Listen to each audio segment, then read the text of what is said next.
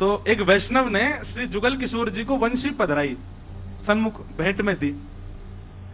हरिराम व्यास जी ने पर्दा करके और वो वंशी उठा करके जुगल किशोर जी की भुजा में धारण कर, तो जुगल किशोर जी के जो हस्त कमल के बीच में अवकाश था वो छोटा था थोड़ा, और वंशी वहां में भीतर जावे नहीं। हरिराम व्यास जी बोले, नेक इतनी सी नेक और पतरी होती बंसी तो सोई भीतर चली जाती, लेकिन उन्होंने मन में विचार किया नेक ही तो अंतर है, नेक जोर लगा के देखूं, नेक जोर लगाऊं बंसी आई जाएगी। ठाकुर जी की सेवा में बंधुओं एक बात का बहुत विशेष ध्यान रखा करो, नवाते समय, अभिषेक करते समय, श्रृंगार करते समय, महाराज जी पुष्टि मार्ग में तो ऐसा भाव भी है कि अंगूठा को प्रयोग मत करो ठाकुर जी को। ये अंगूठा अगर हम ऐसे करके लाल जी को करें तो ठाकुर जी को श्रम होता है। उठावे बैठावे के काजे भले ही ऐसे हाथ कर लो, लेकिन ठाकुर जी की सेवा उंगलीनते ही करो, क्योंकि बल लगता है अंगूठे में, ठाकुर जी को श्रम हो जाएगा। इसलिए बात करें तो भाई आपकी इच्छा, आपके लाल जी को स्वरूप कैसा वाक्य अनुसार, लेकिन ठाकुर जी के श्री अंग पर ज्यादा जोर नहीं लगना चाहिए। कई लोग ठाकुर जी को मुकुट उकुट नहीं आता तो ऊपर से क्यों दबा में, ठाकुर जी कहते लग गई बेचारे कहा करे। लेकिन हरिराम व्यास जी की एक लीला सुनो। हरिराम व्यास जी ने जोर लगाया कि बंसी भीतर जाए। जैसे ही महाराज जी जोर लगाया, श्री जुगल किशोर जी के यहां से रक्त निकलने लगा। ओहो, वो देख करके तो व्यास जी को इतनी वेदना हो गई, तुरंत गए, रुई का फुआ लेकर के आए, घी लगाया, व्यास जी के हाथ पर जुगल किशोर जी के हाथ पर लगाने लगे। नेत्रों से रोते ही जाएं, बार बार चरणन में जय जय क्षमा कर दो, जय जय मुझसे अपराध है। अब देखो, व्यास जी से सीखो। जैसे ही बोध हुआ चित्त में कि मैंने अपराध किया है, तो प्रायश्चित्त के लिए एक स्वयं को दंड भी दिया। क्या दंड दिया? कि अब मैं नित्य सवेरे श्रृंगार करके जुगल किशोर जी को सजा करके बालकों से कहूंगा कि सेवा करो, और मैं वृंदावन की साय सूर्य अस्त तक परिक्रमा ही लगाता रहूंगा, वृंदावन की परिक्रमा लगाऊंगा। ये मेरे को दंड अपने आप को दिया उन्होंने। मैंने जुगल किशोर जी को श्रमित कराया।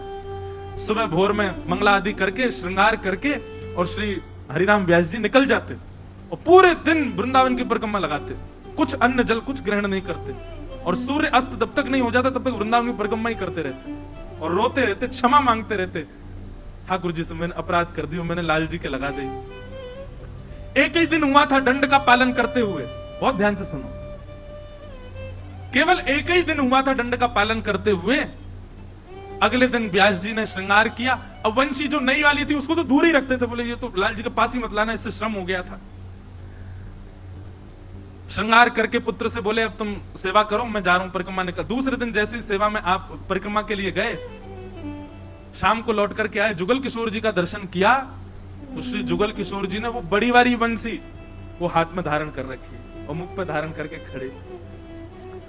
आपने जैसी वंशी देखी, बोले ये तो बड़ी वंशी है, ये तो वही वंशी है जो, कहीं ऐसा तो नहीं पुत्र ने जबरदस्ती श्रम करके लगा और ज्यादा दंड लग जाएगा। मुख भीतर गए, पर्दा करके जुगल किशोर जी की अब जैसी वंशी निकाली, वो बड़ी सहज से बाहर आ गई, बड़ी सहज से हाथ में चली गई। बोले वादना मैंने धराई तब तो ये भीतर ही नहीं जा रही, अब तो बड़ी सहजता से ठाकुर जी धारण कर रहे हैं। इतने में श्री जुगल किशोर जी बोलन लगे। अब बोलते भाई बोले अब बंसी तो छोटी बड़ी है ना सके, मैं तो मोटो और पतलो है सकूं, या हमारे मैंने नेक पतलो है गो, और या बंसी को धारण कर लियो। हे व्यास जी अब तुम अपने आप को दंडित मत करो, मैंने बंसी धारण कर ली है। और आज भी श्री जुगल किशोर जी वही बंसी धारण करते हैं। ठाकुर जी बोले बंसी तो छोटी बड़ी ना होगी, मैं तो छोटो मोटो है सकूं, तो मैं नेक बड़ो है गो, बंसी पकड़ ली मैंने। जुगल किशोर जी के इतने श्री हरिराम व्यास जी रात भर रोते रहे लाल जी के सन्मुख। जय जय, आपने कैसी कृपा की, कैसा अनुग्रह किया। बड़े आनंद में श्री हरिराम व्यास, कल पुत्री का विवाह का प्रसंग तो आप सबने सुना ही था। अब महाराज जी एक बात और मैं बताना भूल गया कल, कि जब पुत्री का ब्याह हुआ तो पहले ही मना कर रहे थे व्यास जी, तो काय को ब्याह कर रही है, संसार में पड़ जाएगी, वृंदावन छोड़ के जाना पड़ेगा, भजन कर। लेकिन पुत्री का ही मन था ब्याह करने का, तो ब्याह हो गया। अब ब्याह होने के बाद जब विदा होने का समय आया, बुंदेलखंड से आई थी बारात, किसी राजा के पुरोहित का बेटा था जिससे ब्याह हुई थी।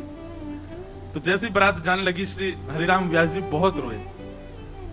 पुत्री आकर के गले लग गई, बोले पिताजी आप मत रोइए, मेरे वो तेरे बारे में नहीं रो रहा मैं, तू वृंदावन छोड़ के जा, कितना अभाग्य तेरा, दुर्भाग्य, तू वृंदावन छोड़ के जा रही है। महाराज पुत्री बोली कैसे पिता है आप, आपको मेरे जाने का बिल्कुल तेरे जाने का काजरम को, लेकिन मुझे ये लग रहा है तेरा कितना बड़ा दुर्भाग्य कि तेरे परिवार को वृंदावन वास मिल गया तो फिर भी सब छोड़ के जा रही है। मधुकर शाह जी राजा ओरछा के वहीं खड़े थे। आपने जब ये बात सुनी तो आपने आकर के कहा, दोनों के पिता को बुलाया, लड़का के पिता को और हरिराम व्यास जी को, और कहा कि देखिए हमारी एक इच्छा है। क्या? हम अपने ओरछा राजभवन की ओर से वृंदावन में एक सुंदर कुंज बना करके आपकी पुत्री को भेंट करना चाहते हैं, और हमारी भावना ऐसी है कि आपके जमाई और पुत्री ये दोनों वृंदावन में ही रहें। हरिराम व्यास जी तो नृत्य करने लगे, बोले जय हो जाओ, यहाँ से बढ़िया का होएगो, यहीं घर बनवा दो, यहीं रहने दो। और महाराज हरिराम व्यास जी ने अपनी जिद पे अपने जमाई घर जमाई बना दी है, वृंदावन में ही रखे, वो जान नहीं दी है वहां से, बड़ा वो विदाई नहीं होनी दी बेटी, बोले वृंदावन छोड़ करके मत जाओ, एक बार वृंदावन मिल गया तो भैया या वृंदावन में ही रहो। कल वो पद में स्मरण कर रहा था, जिस पद की कृपा से हमको वृंदावन रसामृत पद मिला, श्री हरिराम व्यास जी गा रहे हैं, आज उसको गाओ। वृंदावन की शोभा निरखत, वृंदावन की शोभा निरखत, मेरे नैन से रात वृंदावन प्यारो वृंदावन, वृंदावन प्यारो वृंदावन, श्री वृंदावन मेरो वृंदावन, वृंदावन मेरो वृंदावन। वृंदावन की शोभा निरखत, वृंदावन की शोभा निरखत, मेरे नैन से रात वृंदावन प्यारो वृंदावन, ये श्री वृंदावन मेरो वृंदावन। शब्द सुन के गाइएगा। कुंज निकुंज पुंज सुख बरसत, हर सत सबके कुंज निकुंज पुंज सुख बरसत, हर सत सबके हर सत सबके गात, हर सत सबके गात। वृंदावन की शोभा निरखत, वृंदावन की शोभा निरखत, प्यारे वृंदावन की शोभा निरखत, वृंदावन की शोभा निरखत, मेरे नैन से रात वृंदावन प्यारो वृंदावन, वृंदावन प्यारो वृंदावन, हे श्री वृंदावन मेरो वृंदावन, वृंदावन मेरो वृंदावन। राधा मोहन निज मंदिर महाप्रलय नहीं हो, राधा मोहन के निज मंदिर महाप्रलय नहीं। श्री हरिराम व्यास जी कह रहे हैं वृंदावन में कभी प्रलय नहीं होता, पूरा विश्व प्रलय के समुद्र में डूब जाएगा, वृंदावन कभी नहीं डूबेगा। राधा मोहन के निज मंदिर महाप्रलय नहीं जात, राधा मोहन के निज मंदिर महाप्रलय नहीं जात। क्यों? ब्रह्मा ते उपजो नाही, ब्रह्मा ते उपजो, ब्रह्मा ते उपजो नाही, ब्रह्मा ते अखंडित कबहु न साध, वृंदावन प्यारो वृंदावन, हे श्री वृंदावन मेरो वृंदावन, ब्रह्मा ते उपजो नाही, ब्रह्मा ते उपजो नाही। इसी पंक्ति ने हमको शब्द दिया, ब्रह्मा ने नहीं बनाया है वृंदावन, तो श्यामा हृदय कमल सो प्रगटो, श्यामा हृदय कमल सो प्रगटो, और श्याम हृदय कुभार वृंदावन प्यारो वृंदावन, वृंदावन प्यारो वृंदावन, हे श्री वृंदावन मेरो वृंदावन, श्री वृंदावन धाम की।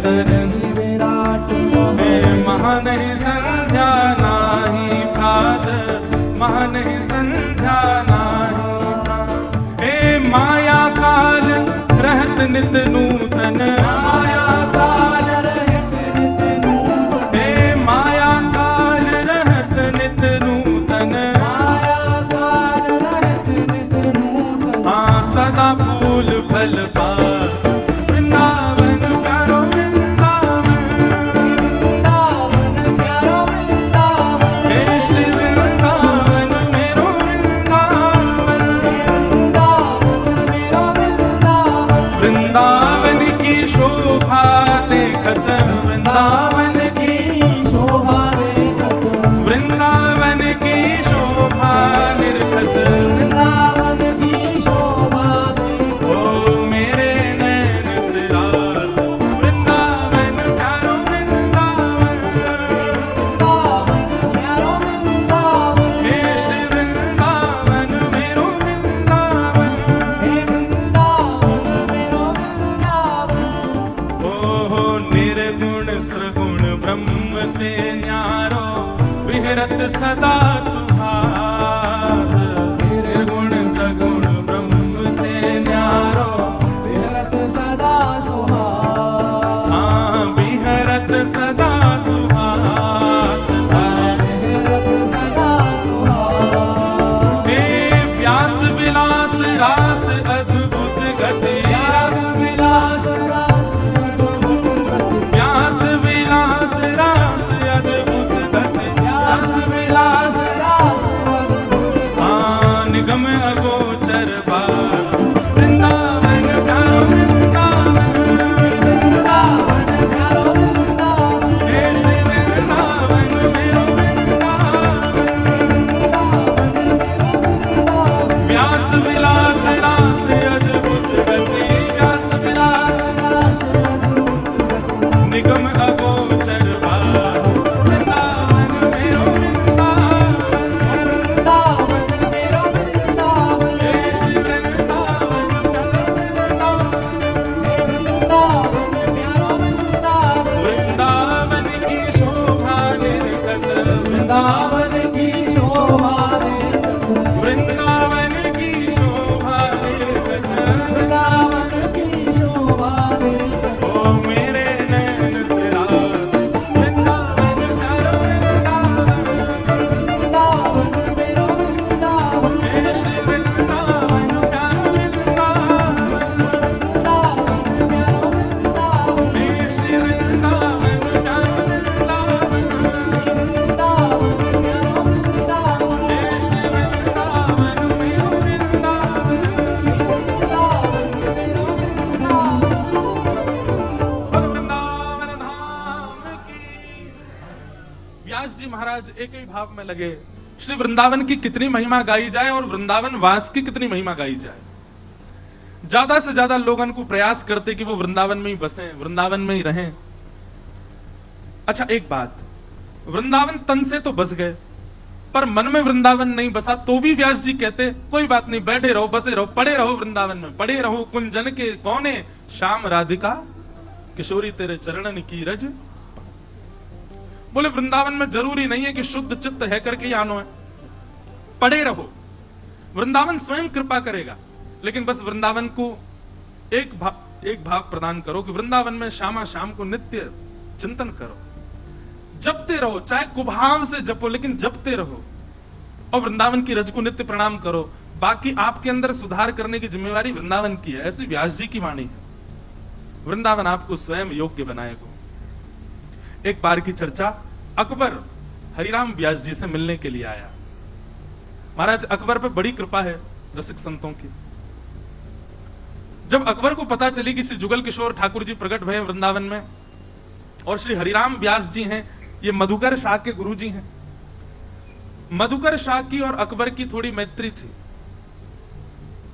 तो मधुकर शाह जी से भी उसने व्यास जी के बारे में प्रशंसा सुनी और सब बात जान करके वो एक बात को चित्त में लेकर के आया था। बहुत ध्यान से सुनिएगा।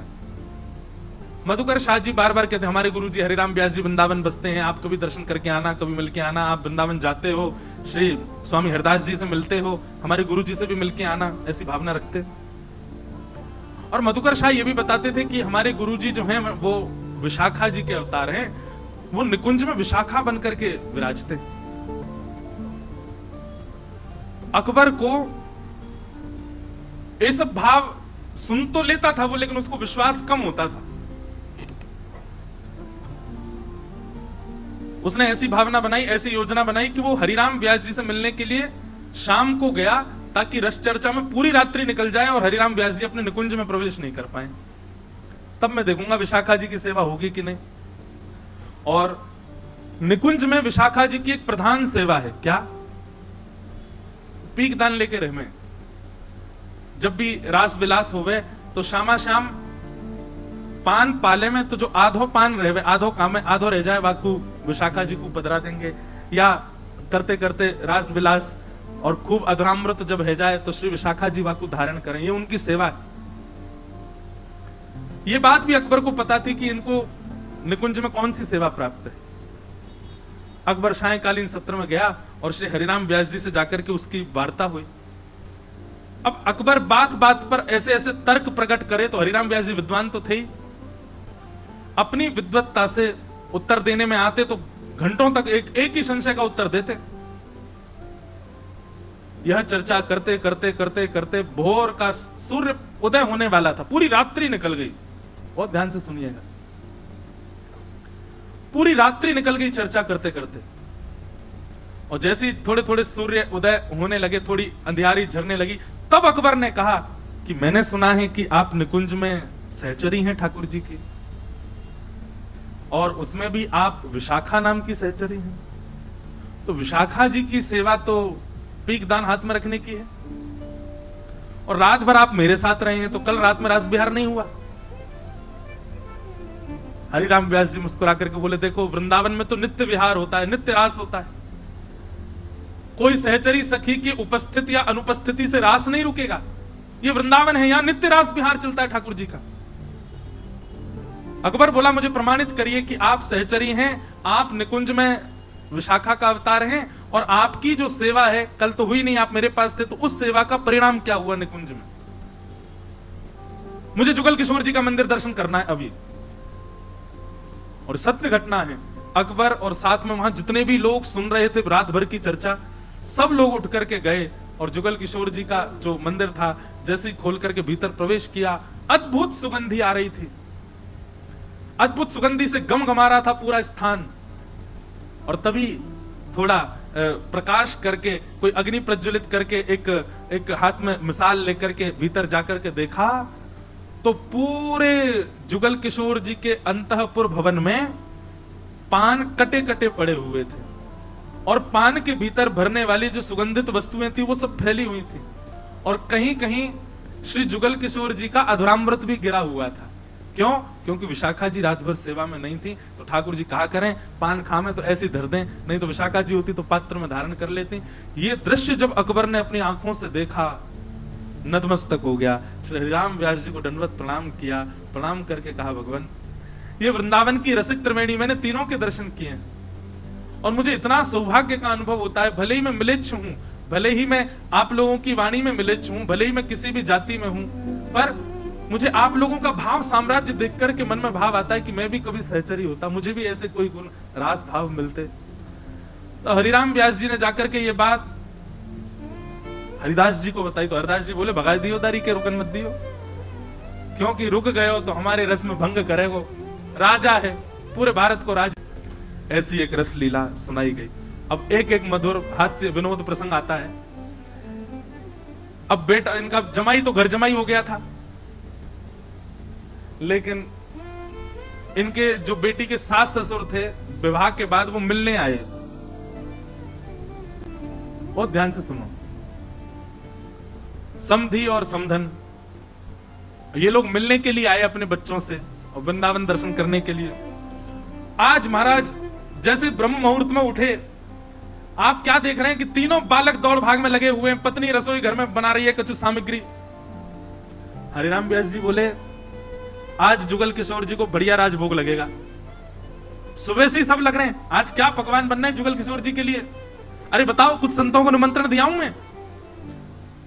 पत्नी बोली नहीं नहीं जुगल किशोर जी के लिए नहीं बनना है, संतों के लिए नहीं बनना है। तो वो बेटी के सास ससुर आ रहे हैं उनके लिए बना रहे हैं। वहीं से दिमाग चढ़ गया हरिराम व्यास जी का। बोले आन दो और महाराज पद है। हरिराम व्यास जी कह रहे आन दो और लो मंदम मंदम जलधरा।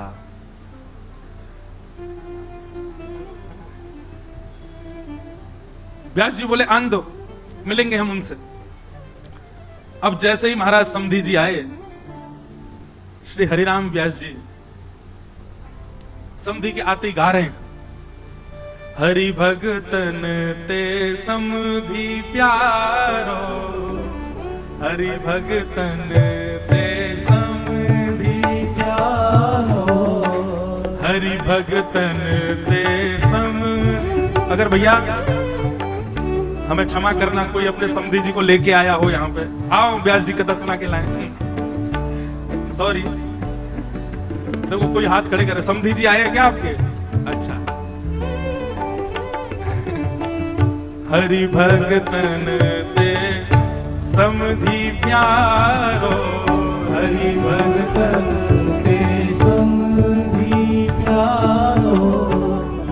आए संत दूर बैठा रे, आए संत दूर बैठा। बोले कैसे लोग हैं हमारे घर के संत महात्मा घर आमे तो उनको दूर बैठा में। बोले वहां बैठाओ, बाहर बगीचा में बैठे रहेंगे। क्यों? बोले बेचारे अपने करताल मांझ लेके आए होंगे, बैठ के कीर्तन करेंगे, या हमारे संतन को तो दूर बैठा में।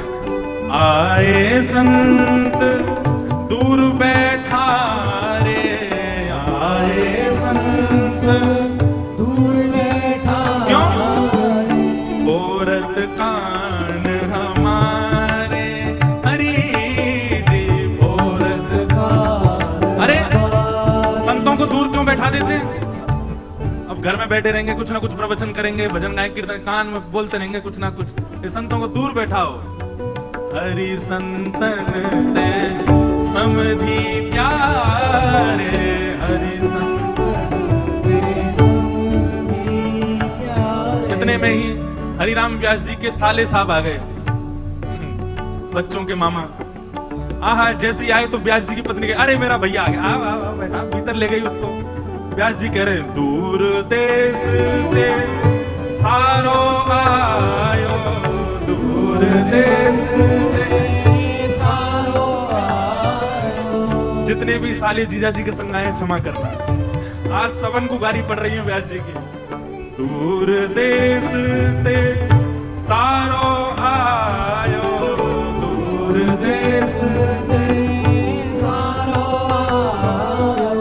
ते घर में बैठा रे,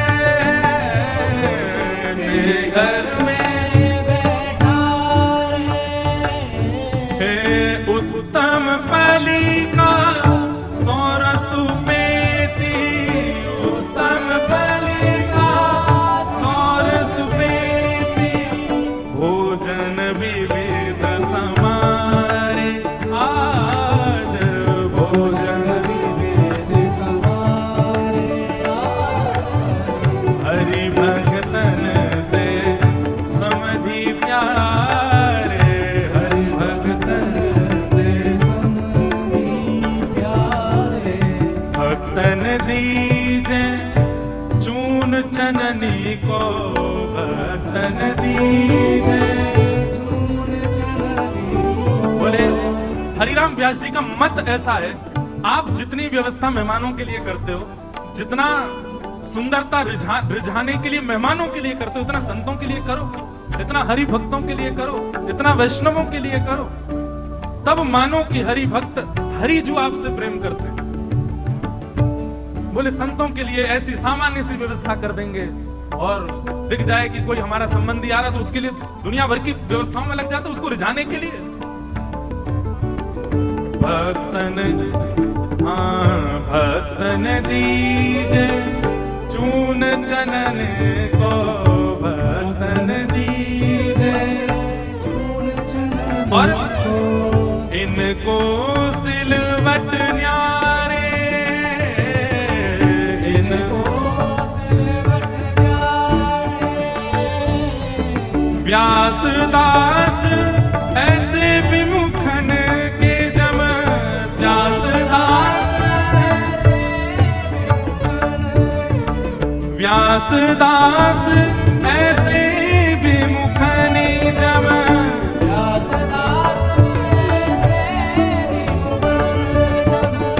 व्यास जी तो यूं कह रहे हैं कि भैया पाप करने वाले ही नरक में कढ़ाई में नहीं भूने जाते, ऐसे विमुख जन भी नरक के जमलोक की यातना भोगते हैं। संत महात्माओं को, वैष्णवों को तो कुछ नहीं पूछते और अपने संसारी लोगों को रिझाने के लिए दुनिया भर की व्यवस्था करते हैं।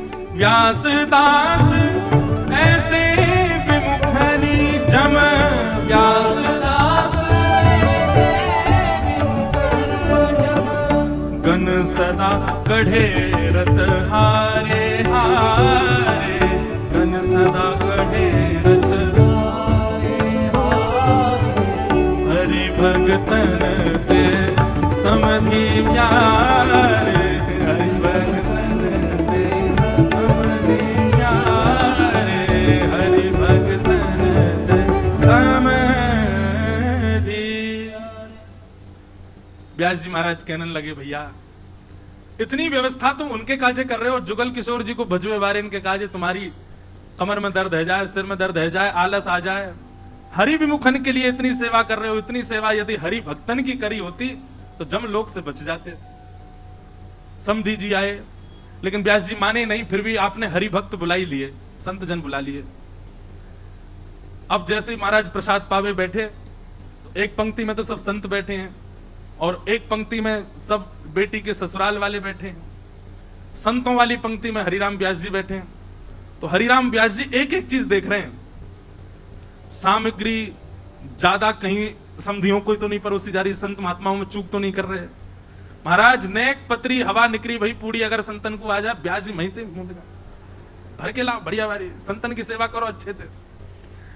इतने में आपकी पत्नी बढ़िया अधोटो दूध परोस रही सबन को, तो दूध ऐसी कलची में ले ले करके दोना में डालती जा रही। अब जैसे अब ये पद गाने लायक तो नहीं है लेकिन भाव समझा दूंगा मैं। हरिराम व्यास जी ने तो कोई कसर छोड़ी नहीं महाराज बोलवे में। तो श्री हरिराम व्यास जी बैठे थे, देखते जा रहे थे, पत्नी बैठ करके जो है कलची से सबको बांट रही है दूध, और देते देते महाराज जैसे ही व्यास जी के पास आई तो सबको तो दूध देती आई, व्यास जी को जैसी परोसन लगी तो वाकई कलची में दूध के संग मलाई और आ गई। तो जैसी वाने परोसी सोई मलाई गिर गई वहां पर। तब व्यास जी पद गा रहे हैं, पद तो नहीं सुनाऊंगा मैं क्योंकि खूब खूब खड़े बोले हैं।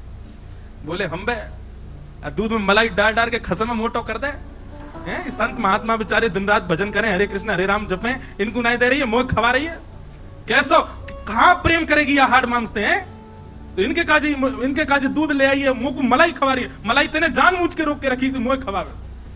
अरे पत्नी बोली वो गलती थे, गलती ये गलती संतन के सामने क्यों ना भई, तो मुंह पे क्यों भई। और घर वाले इतने परेशान, अरे भैया व्यास जी इनको बस नहीं चले तो घर वाले ने नकार के संतन नहीं घर में रख लें, उन्हीं की सेवा करें। ऐसे भगत संतन के श्री हरिराम व्यास। पत्नी बोली अब मैं कहां बताऊं, माने ही ना है, कछु भी समझ लें। इतनी पत्नी दौड़ करके गई और महाराज संतन ने बोली अभी जाइयो मत, कोई भी यहीं बैठो। और दौड़ करके गई, जाकर के माने दूध दे, महाराज बढ़िया रबड़ी बनाई और खीर बनाई, कछु बना के लाई और सबन को बांट दियो। हरिराम व्यास जी के पास पहुंचते पहुंचते जो कढ़ाई एक खाली है गई, तो कलचा में कछु आयो ही नहीं। बोले व्यास जी क्षमा करो, आपके काज तो कछु बचो नहीं। हा दंडवत है गए पत्नी को। अरे अरे भक्तानी तू कैसी, ते तो को जुग जुग जीवे, तो को बैकुंठ में जगह मिल जा, हरि तो को कंठ लगावेंगे। तेने संतन को पवायो, अपने परिवारी जनन के काजे तेने नेको लोभ नहीं दिखायो। देखियो किशोरी जी तो को गोद में लेके बैठेंगे बैकुंठ में। संत महात्मा सब आनंद करे, जय हो व्यास जी, आपके संत निष्ठा पर बलिहारी। ऐसे श्री हरिराम व्यास जी। अनेक भाव हैं, अनेक लीलाएं हैं श्री हरिराम व्यास जी की, लेकिन एक लीला अति अद्भुत जिसका उल्लेख श्री नाभाजी ने भी भक्तमाल में किया है। भक्तमाल के छप्पे के अंतिम भाव में श्री हरिराम व्यास जी कहते हैं, नौ गुण तोरे नूपुर गुहो महत सभा मधिरास के। बंधुओं बहुत ध्यान से सुनना,